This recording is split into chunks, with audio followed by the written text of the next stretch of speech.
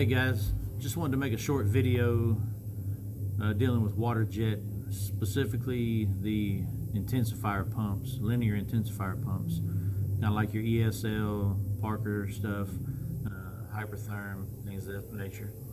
Anyway, as a waterjet owner and job shop, you know that they're very maintenance heavy machines. There's always something breaking, dealing with the pressures and things that we're doing, but it's nice every once in a while to have a little help.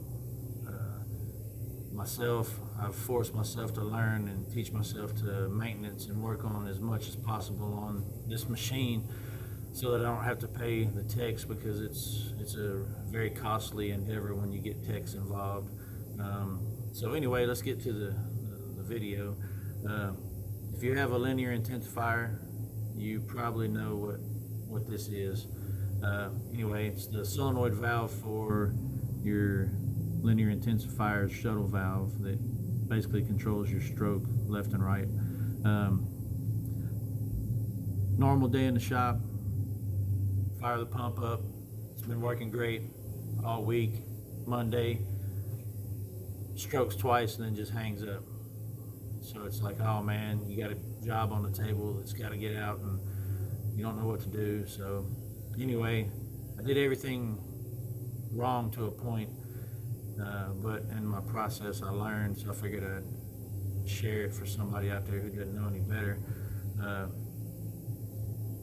This is the only thing that's gonna, for the most part, control your linear intensifier not to stroke, unless you know your actual sensors go bad. What was happening is I kept popping the fuses on my digital Opto 22 output, the red modules.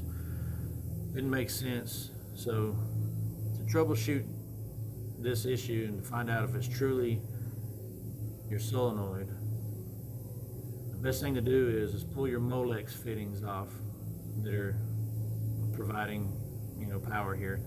Pull them off, replace the fuse on your Opto 22 board. It's simple to do. In the lower left corner there's a little plug where you can take a fuse at a time out, pop it in. If it lights up the LED, then hey, your fuse is good. If it's bad, it doesn't light up, replace that fuse. So anyway, in a hurry, you just want to troubleshoot it on the fly. The typical thing you would do is, oh well, you look at the factory specs and this, that, and the other. Oh, the coil should ohm 20, no more than 21. 19 is fine. Anything less than 19, it causes it to draw too much current, pops the fuse, whatnot. So what I did is I went out and I checked across my poles here and here, because this is your equipment ground, so this is going to be common and hot here. So I checked across the poles. The coil tells me it's fine. It ohms out like 19.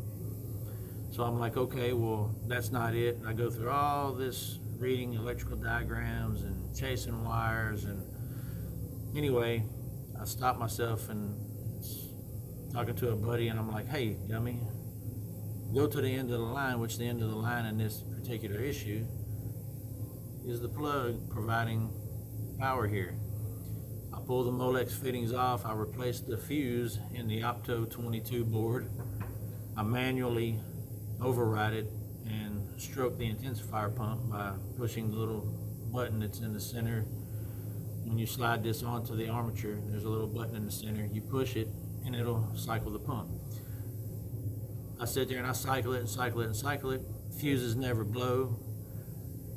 I put my meter on it to verify that I'm getting power to both Molex fittings. I'm getting power, everything's great, 23, 24 volts, doing what it's supposed to do.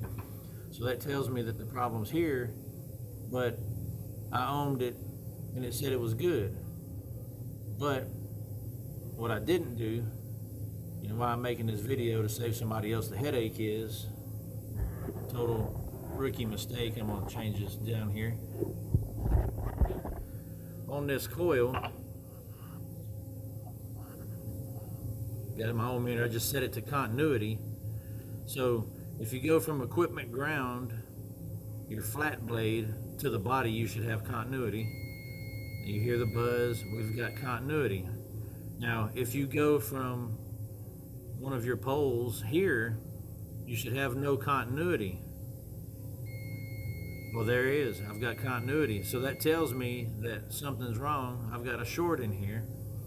And then when I go to the other side of the pole, it ohms out higher than it should. So that in itself is an issue.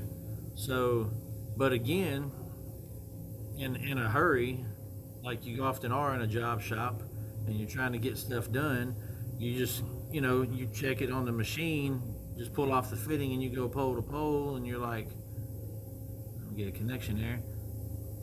Okay, well, hey, I'm 19. The spec says 19 to 21. My coil's good. Now, that'll get you in trouble. You gotta check from pole to body, and then bang, you got continuity. There's your short. So 2.5 days of chasing wires, reading diagrams, and doing everything else, and there it is.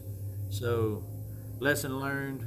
One more thing that I don't have to call a technician about, but I figured I'd put it out there for anybody else who might be in that situation and chasing, issues with this. Simple. I don't know why it didn't click and I didn't think about it, but now that I've done it, we're back running, we're productive. I just wanted to put it out there for you guys. Hope it helps. If you already know it and it seems silly, well, yeah, it was silly to me, but if not and you're running into this problem, hope it helps you out and saves you from having to get a tech and being down longer than you need to be. Take care.